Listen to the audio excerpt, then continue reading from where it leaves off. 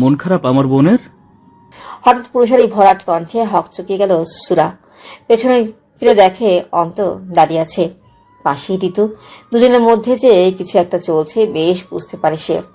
অন্তের কথার প্রত্যুত্তর না করে সুরা মুচকি এসে বলল, যেখানেই চোখ যায় দু কপত কপতিকে দেখতে পাই। এটা কি কোনো রোগ ঋতু আপু? ঋতু এগিয়ে আসে সুরার কাছে, কান আলতো করে মলে দিয়ে বলে, খুব পেকেছিস না পাজি একটা। খিলখিলে হেসে উঠে সুরা। অন্ত আর ঋতুও তাল মেলানো। ঋতু হাতে রাখা আইসক্রিমের একটা ছোট্ট কোন সুরার দিকে এগিয়ে দিয়ে বলে, নে ধর, খা দেখি। আমার খেতে ইচ্ছা করছে না আপু। এ কি, সূর্য আজ কোন দিক দিয়ে উঠেছে? সুরা নাকি আইসক্রিম খেতে ইচ্ছে করছে না।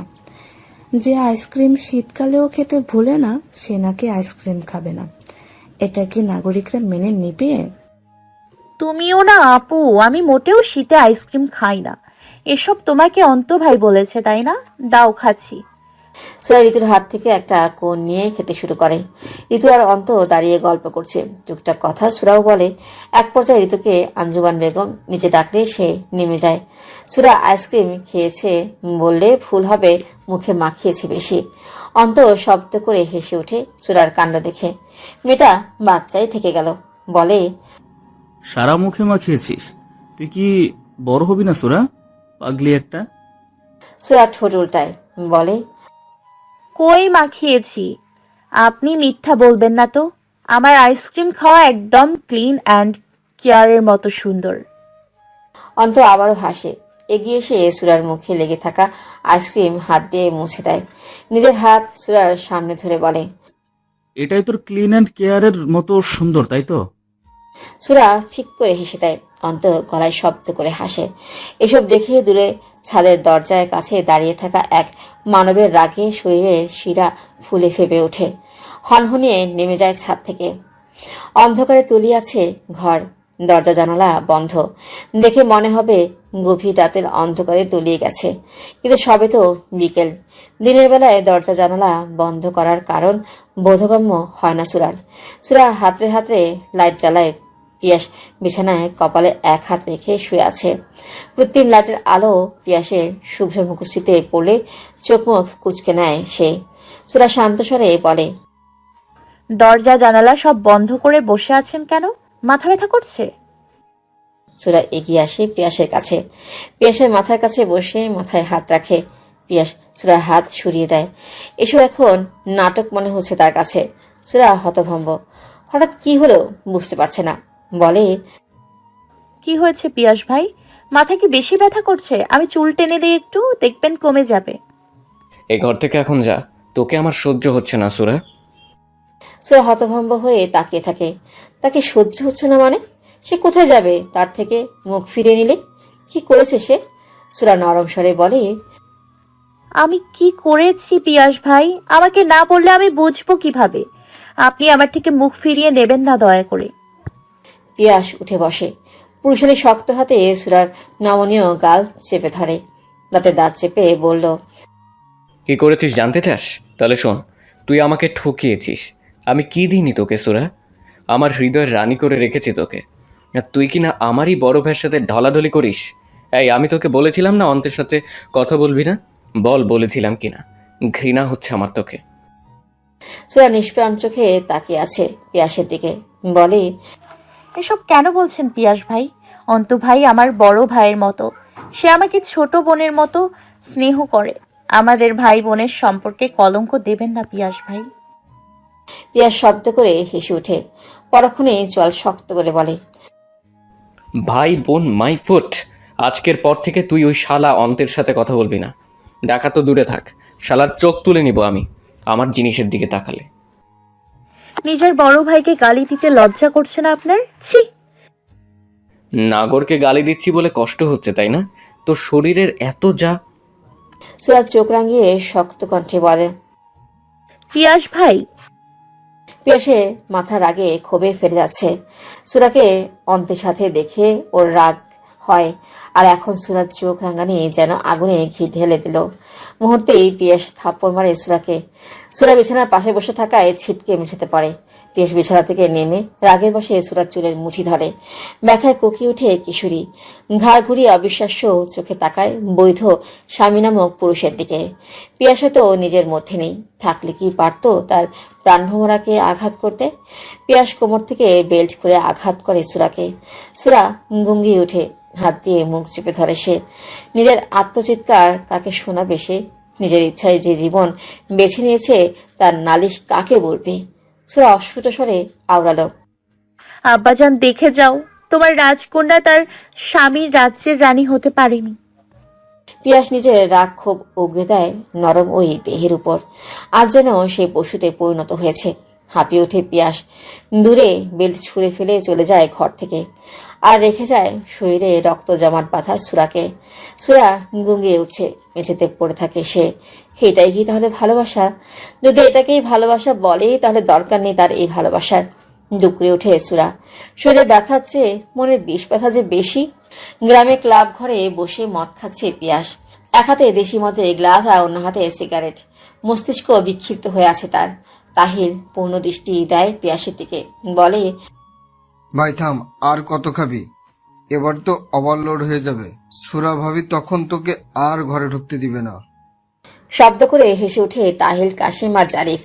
পিয়াস গ্লাসটা নিচে রাখে। সুরা নামক মন মস্তিষ্কে দুয়ারে করা নাড়ছে। লহমায় দাঁড়িয়ে যায় সে, ছুটে বেরিয়ে যায় ক্লাব ঘর থেকে। জারিফ ভ্রুকুচকে বলে, কি হলো ব্যাপারটা? কি আর হবে, শালার মনে হয় এখন লাগবে সুরাকে। ওই শালাকে একবার হলেও বিছানায় আনতে, কিন্তু ওই কুত্তার বাচ্চার জন্য সব ভিজতে গেল। ওই শালার সামান্য হাত ধরার নোয়াস আমাকে সবার সামনে মেরেছিল। এমন ডোজ দিয়েছি পিয়াসকে, সব তালগোল পেকে যাবে। শব্দ করে হেসে ওঠে তাহিল। জারিফ আর কাশেম বুঝতে পারে না কি করতে চাইছে তাহিল। পিয়াস কি করবে বুঝতে পারছে না। কিভাবে পারলো সুরাকে আঘাত করতে? নিজেকে খুন করতে ইচ্ছে করছে তার। আজ মাথাটা বেশ ভারী ভারী লাগছে তার। চোখে ঝাপসা দেখছে। কই, বেশি তো খায়নি আজ। পিয়াস নিজের ঘরের দিকে যেতেই একটা হাত আঁকড়ে ধরে তাকে। ঘুরে তাকায় সে। চোখের সামনে ঝাপসা কোন নারীর অবয়ব দেখে বার কয়েক চোখের পলক ফেলে বোঝার চেষ্টা করে তার সামনে কে। মুখে হাসি ফুটে উঠল পিয়াসের। ঘোরের মধ্যে বলে, সুর, আমার সুর, সরি জান, আমাকে মাফ করে দে। আমি মারতে চাইনি তোকে। কি থেকে যে কি হয়ে। আর বলতে পারে না পিয়াস। ঠোঁটে নারীর চিকন আঙ্গুলের চাপ পড়ায় থেমে যায়। লহমায় কোলে তুলে নেয় রমণীটিকে। টলমল পায়ে ঢুকে পড়ে সামনের এক ঘরে। বিছানায় জ্বরে কাতরাচ্ছে সুরা। কষ্ট হচ্ছে তার, খুব কষ্ট। হঠাৎ পাশের ঘরে কিছু অস্ফুট স্বরের কোঙ্গারের আওয়াজ কানে আসায় ভ্রুকুচকে গেল তার। অনেক কষ্টে মাথা চেপে উঠে বসে সে। সারা শরীরের ব্যথায় কুকড়ে যায়। সুরা বিছানা ছেড়ে নেমে ঘর ছেড়ে বেরিয়ে যায়। পাশের ঘরের দিকে চোখ যেতেই থমকে যায় সে। ঘরের দরজা হালকা ফেরানো। দরজার ফাঁক দিয়ে অনাকাঙ্ক্ষিত দৃশ্য মস্তিষ্কে বিক্ষিপ্ত সংঘর্ষ শুরু করে। এটাও কি সম্ভব? লহমায় লুটিয়ে পড়ে কিশোরী। এত বড় আঘাত সহ্য করা কি এতই সহজ? জ্ঞানশূন্য হয়ে পড়ে থাকে সুরা মেঝেতে। হায়, বাবা ভাইয়ের রাজকন্যার বুঝি ঠাঁই হলো না কোথাও। নিষ্প্রাণ নির্জীব হয়ে বসে আছে সুরা। দেখে মনে হচ্ছে জীবন্ত লাশ। বাবার আদরে রাজকন্যা কখনো কি ভেবেছিল নিজের সর্বাঙ্গে কলঙ্ক লিপটে যাবে? ভাবেনি তো। কিছুক্ষণ আগে সে যখন মেঝেতে জ্ঞানহীন হয়ে পড়েছিল তখন অন্ত ছুটে আসে। অন্ত হতভম্ব হয়ে দাঁড়িয়ে থাকে। ছোট ফুলটাকে কে এইভাবে দুমড়ে মুছে দিয়েছে বুঝতে সময় ব্যয় হয় না তার। নুহাসের সাথে বাইরে আড্ডা দিতে গিয়ে রাত হয়ে যায় অনেক। এখন বাড়ি ফিরে যে এমন ঘটনার সম্মুখীন হতে হবে সে কি ভেবেছিল? সুরাকে বাজা কোলে তুলতে গিয়ে দৃষ্টি যায় আধ ভেজানো দরজার দিকে। মুহূর্তেই চোয়াল শক্ত হয়ে ওঠে তার। এই অনাকাঙ্ক্ষিত দৃশ্যের সম্মুখীন না হলেই হয়তো ভালো হতো। সুরাকে আগে দেখা প্রয়োজন ভেবে কোলে তুলে নেয় সেই। সুরাকে নিজের রুমে নিয়ে গিয়ে শুইয়ে দেয়। সুরার চোখে মুখে পানি ছিটিয়ে দিলেও জ্ঞান ফিরে আসে না। অন্ত ঋতুকে ডেকে আনে। সারা রাত জ্বরে কাতরাতে থাকে সুরা। ঋতু জলপট্টি দেয় আর অন্ত চেয়ে থাকে সুরার শুকনো মুখশ্রীর দিকে। সুরার জ্বর কমে আসলে সকালের দিকে ঋতু রওনা দেয় শহরে যাওয়ার জন্য। ঋতু আর অন্ত শহরের একই ভার্সিটিতে কিন্তু আলাদা ডিপার্টমেন্টে পড়াশোনা করছে।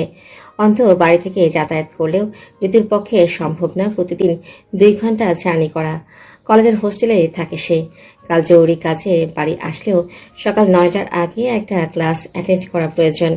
ঋতুর মন চায় না সুরাকে এই অবস্থায় রেখে যেতে, কিন্তু কিছু অ্যাসাইনমেন্ট আজকেই জমা দিতে হবে। অন্ত ঋতুকে যেতে বলে। সুরার কিছুক্ষণ পরে জ্ঞান ফিরে অন্ত ব্যস্ত কণ্ঠে বলে, সুরা, তুই ঠিক আছিস তো বোন? সুরা কিছু বলে না, ফেল করে তাকিয়ে থাকে অন্তের দিকে। সুরা উঠতে চাইলে অন্ত উঠে বসতে সাহায্য করে। সুরা হঠাৎ অন্তের বুকে মাথা রেখে ফুপিয়ে ওঠে। এতক্ষণ হয়তো আপন মানুষের সান্নিধ্য খুঁজে চলেছিল কিশোরীর মন, তাই তো আপন মানুষের সান্নিধ্য ভেঙে চুরমার হয়ে যায় শক্ত খোলস। অন্ত মাথায় হাত বুলিয়ে বলল, কি হয়েছে বোন, আমাকে বল। আমি না তোর বড় ভাই? আমি সব ঠিক করে দিব। কে মেরেছে তোকে? পিয়াস মেরেছে? বল আমাকে। ছি ছি ছি, এসব কি হচ্ছে তালুকদার বাড়িতে? নষ্টা মেয়ে মানুষ, ছোট ছেলের মাথা খেয়ে মন ভরেনি তোর, বাড়ির বড় ছেলের মাথা খাচ্ছিস? সুরা কিছু বলবে তার আগে দরজা দিয়ে ঢুকতে ঢুকতে আঞ্জুমান বেগম বলে ওঠে তিক্ত কথাগুলো। তার সাথে সাথে বাড়ির প্রত্যেকে আসে অন্তের ঘরে। সুরা ছিটকে সরে আসে অন্তের থেকে। ভাই বোনের সম্পর্কে আজ কি কলঙ্ক লেগে যাবে? সবার পেছনে দাঁড়িয়ে আছে পিয়াস। নিজের চোখে বিশ্বাস হচ্ছে না তার। আঞ্জুমান বেগম পল্লব তালুকদারকে উদ্দেশ্য করে বলল, দেখলেন তো, নষ্ট মেয়ে মানুষকে বাড়িতে জায়গা দিলে কি হয়? আমার ছেলের জীবনটা শেষ করে দিয়ে এখন বাড়ির বড় ছেলের পিছনে লেগেছে এই নষ্টা মেয়ে। মুখ সামলে কথা বলো বড় আম্মু। কাকে কি বলছো তুমি? হ্যাঁ, না জেনে শুনে কি বলছো এসব? তুমি কেন বলছো? লহমায় চোয়াল বরাবর কারো শক্ত হাতে খুশিতে কয়েক কদম পিছিয়ে যায় অন্ত। তাকিয়ে দেখে পিয়াস চোয়াল শক্ত করে হিংস্র দৃষ্টিতে তাকিয়ে আছে তার দিকে। মুহূর্তে পিয়াসের গায়ে থাপ্পড় মারে সুরা। কলা চেপে ধরে ভেজা কণ্ঠে বলে, চরিত্রহীন লম্পট, এই আমাকে ঠকালেন কেন আপনি? যদি ধোকা দেয়ারই ছিল তাহলে ভালোবাসলেন কেন? ঘৃণা করি আমি আপনাকে। সুরা ডুব করে কেঁদে উঠল, বলল, আমাকে নাকি আপনার হৃদয়ের রানী করে রাখবেন? আপনি তো আমাকে আপনার পায়েও ঠাঁই দিলেন না পিয়াস ভাই। পিয়াস কলার থেকে সুরার হাত সরিয়ে দেয়। তাচ্ছিল হেসে বলে, চোরের মায়ের বড় গলা শুনেছিলাম, আজ প্রথম দেখলাম। শালি, তোকে কোন দিক দিয়ে অভাবে রেখেছিলাম আমি? আমার বড় ভাইয়ের সাথে নষ্টামি করতে বাদলো না তোর? তোর শরীরের এত জ্বালা আমাকে দিয়ে হয় না তোর? অন্ত এগিয়ে এসে কলার চেপে ধরে পিয়াসে চোয়াল শক্ত করে বলে, খুব আদরের ছোট ভাই তুই আমার। নয়তো সুরাকে যা বললি তার জন্য এখানেই পুঁতে রেখে দিতাম তোকে। পিয়াস অন্তের হাত সরিয়ে দিয়ে বলে, তুই আর তোর সুরা আজ থেকে আমার কাছে মৃত। ঘৃণা করি আমি তোদের দুইজনকে।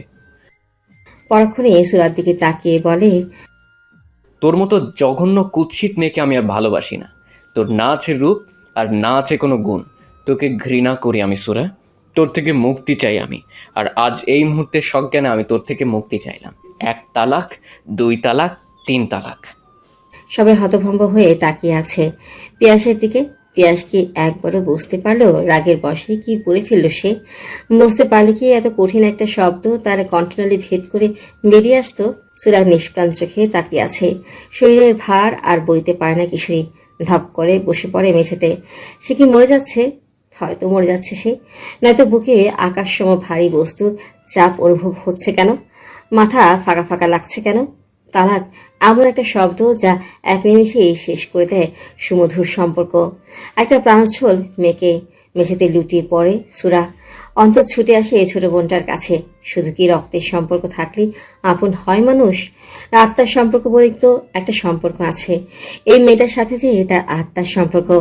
অন্তের চোখ ছলছল করে ওঠে, নিস্তেজ কণ্ঠে আওড়ালো, এই পিয়াস ভাই আমার, এটা তুই কি করলি? শুধু কি আমার বোনটা বিনা দোষে শাস্তি পেল, নাকি আমার ভাইটা না বুঝি মরণ যন্ত্রণাকে আহ্বান জানালো? জীবন বড়ই অদ্ভুত। এক জীবনে কত রাগ অভিমান আমাদের। রাগ জিনিসটা পৃথিবীকে ধ্বংস করতেও 2 বার ভাবে না। রাগের বশে যে মানুষ নিজেই নিজের ক্ষতি করে তা হয়তো তাদের কল্পনাতীত। আজ সপ্তাহ পেরিয়েছে সুরা নিজের মা বাবার কাছে আছে। পিয়াস সেদিন তালাক দেওয়ার পরে নিজেই মিজানুর শিকদারের কাছে খবর পাঠায় তারা যেন নিজের মেয়েকেই নিয়ে আসে। আদরের রাজকন্যা করুণ অবস্থা, সারা শরীরে স্বামীর নির্যাতনের চিহ্ন। প্রাণহীন মেয়ের মুখশ্রী দেখে ডুকরে কেঁদে উঠেন তিনি। নিয়ে আসেন নিজের রাজ্যে তার রাজকন্যাকে, কিন্তু রাজকন্যা শরীরে আনতে পারলেও সেই শরীরে প্রাণ নেই। তালাক দেওয়ার 2 দিনের দিন পিয়াস ডিভোর্স লেটার পাঠিয়ে দেয়। শিক্ষিত সুরাও বুঝি সেই দিন নিজের নামটাও ভুলে যায়। একটা কাগজ আর 3টা শব্দ মেরে ফেলে একটা প্রাণোচ্ছল হাস্যচল মেয়েকে। বাবা মায়ের রাজকন্যাকে, ভাইয়ের কলিজার টুকরোকে। সেদিন মৃত্যু ঘটে সুরার আত্মার। আমাদের দেশে অসংখ্য সুরা আছে যারা মনে প্রাণে নিজের সবটুকু দিয়ে আঁকড়ে ধরতে চায় স্বামীকে, স্বামীর সংসারকে, বিশ্বাস করে নিজের সবকিছু সেই মানুষটাকে সঁপে দেয়। কিন্তু নিষ্ঠুর পৃথিবীর মানুষগুলো কেড়ে নেয় তাদের বেঁচে থাকার সম্বল। একটা মেয়ে কম স্বপ্ন নিয়ে যায় না শ্বশুরবাড়ি, চোখে তার আকাশসম স্বপ্ন। একটা মেয়ে কি চায়? একটু স্বামী নামক ব্যক্তির ভালোবাসা, শ্বশুরবাড়ির সবার ভালোবাসা। পৃথিবীতে সবচেয়ে দামি হয়তো ভালোবাসা। তাই তো বাড়ির বউ দিয়ে ভালোবাসতে তাদের এত কার্পণ্যতা।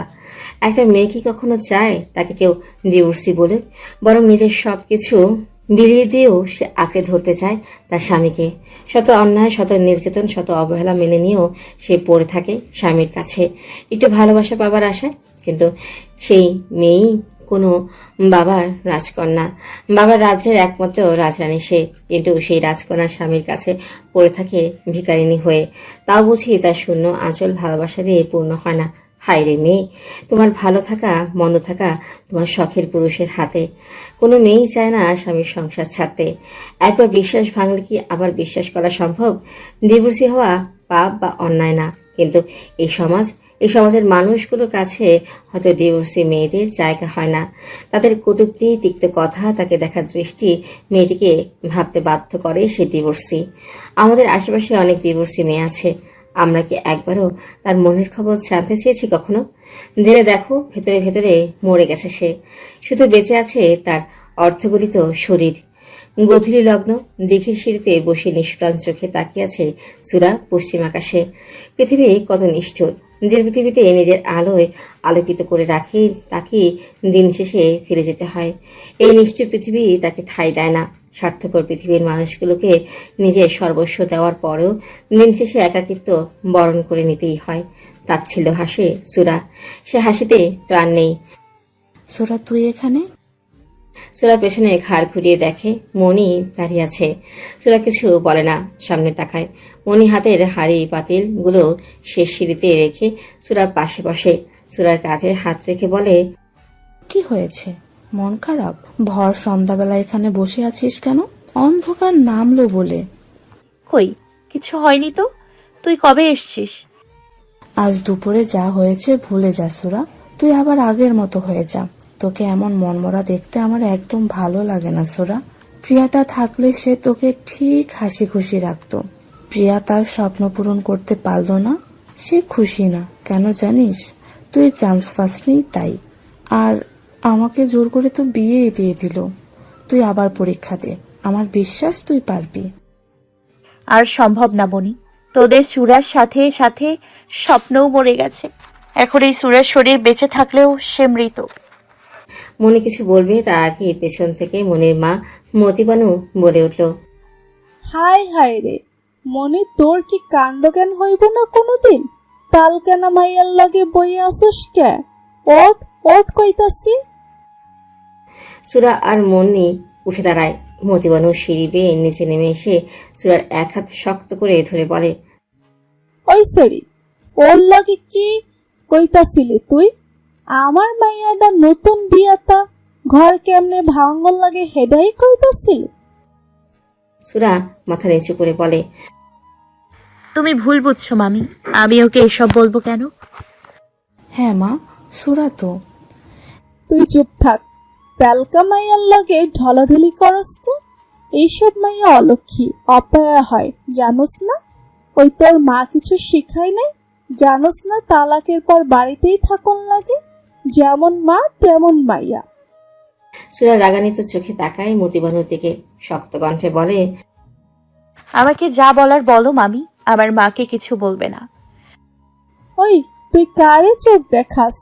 তালাক হওয়া মাইয়া তুই, মুখে কালে লাগাইছস, তাও তোর তেজ কমে নাই? নিজের ইচ্ছাই তো পলায়ে গেছিলি।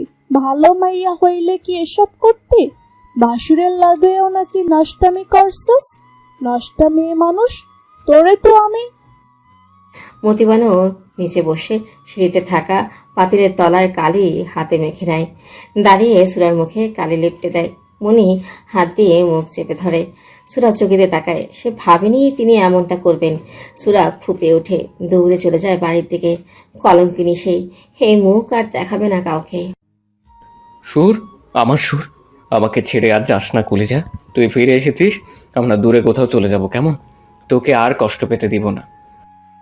মিসবাহ হাত ছাড়িয়ে সরে আসে সুরার থেকে। সুরা অসহায় দৃষ্টিতে তাকায়। পিনপত নীরবতা, কারো মুখে কোনো শব্দ নেই, সবকিছু নিস্তব্ধতায় ঘেরা। সুরা আষ্টেপৃষ্টে জড়িয়ে থাকা আগন্তুক ব্যক্তিটিকে সর্বশক্তি দিয়ে ধাক্কা দেয়। নিজের জামা কাপড় ছাড়তে শুরু করে। দেখে মনে হবে ওর গায়ে কেউ ময়লা লাগিয়ে দিয়েছে। সুরা এলোমেলো হয়ে ওঠে। প্রিয়া আগলে নেয় সুরাকে, বলে, সুর, কি হয়েছে? এমন করছিস কেন?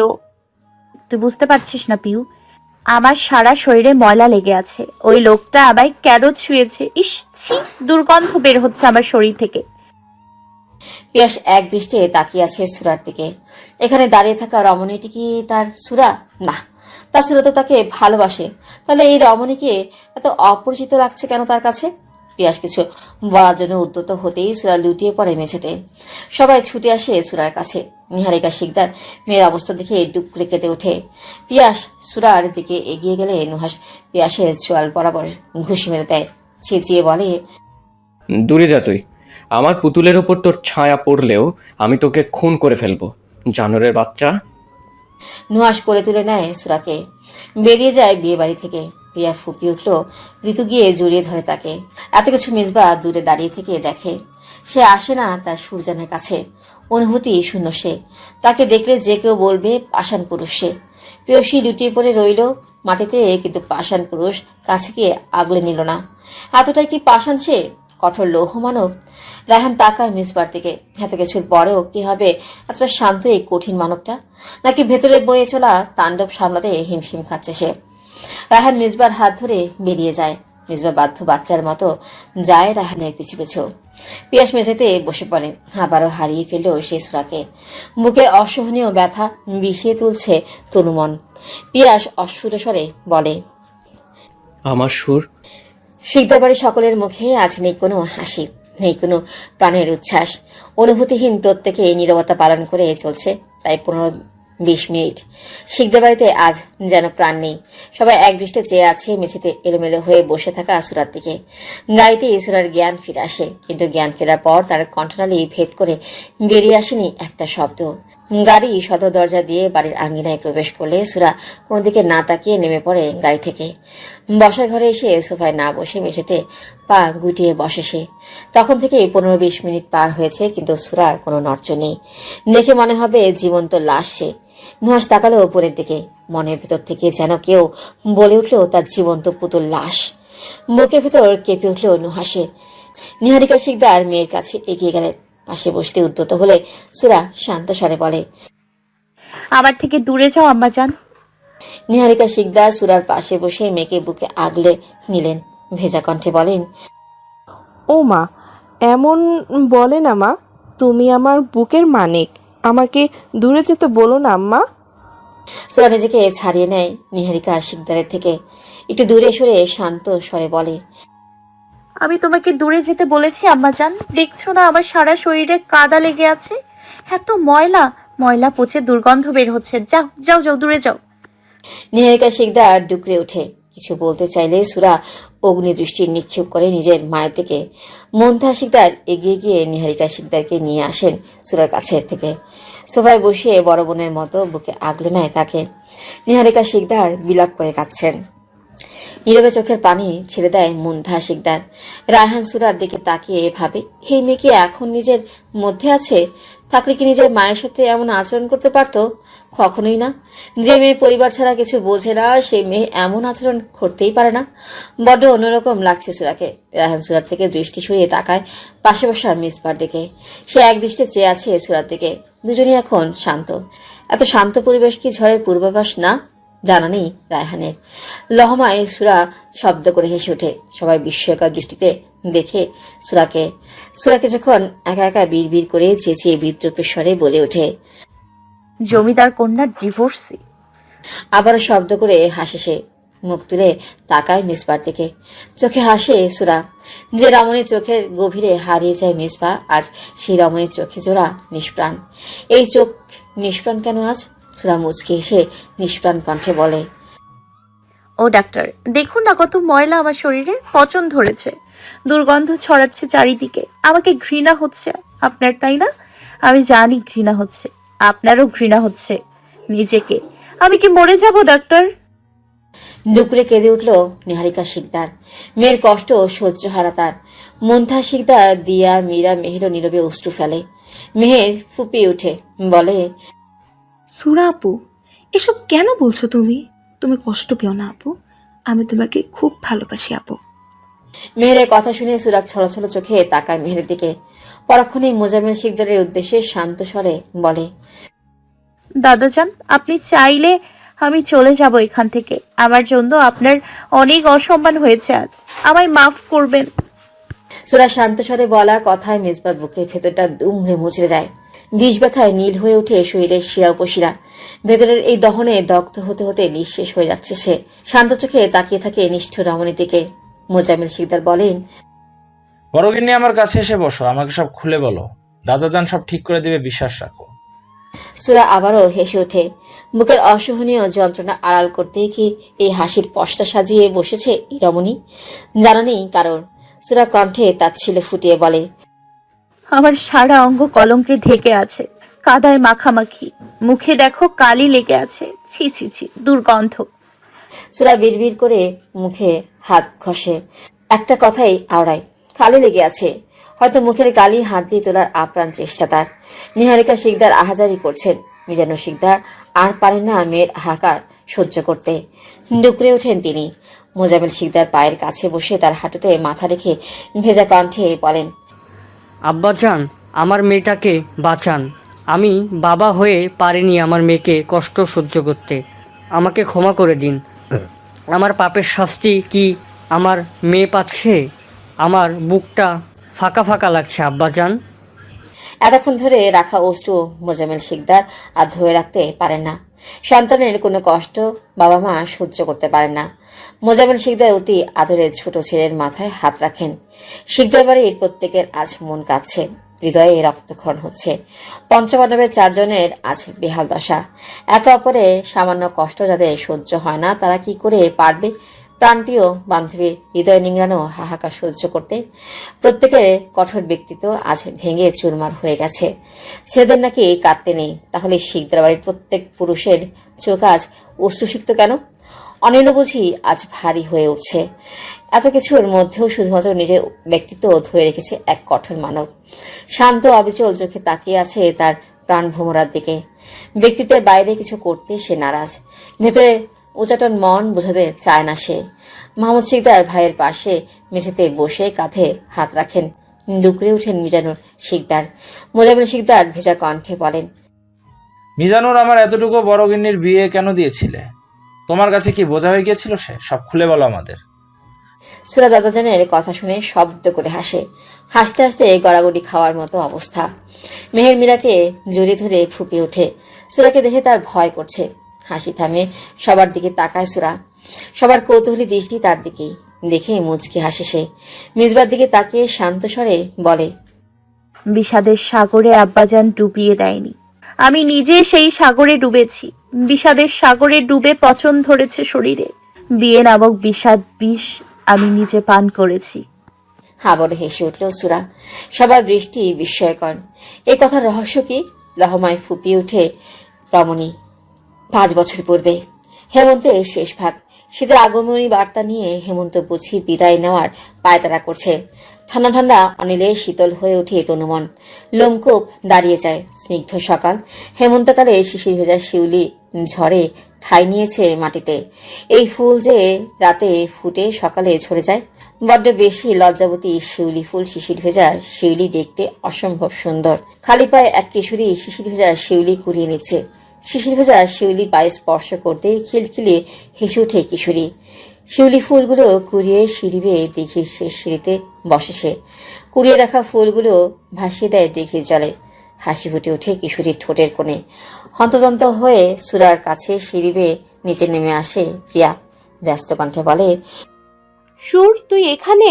আর আমি তোকে পুরো গ্রাম খুঁজে মরছি। আমার আগে বোঝা উচিত ছিল তোকে সকাল সকাল এখানেই পাওয়া যাবে।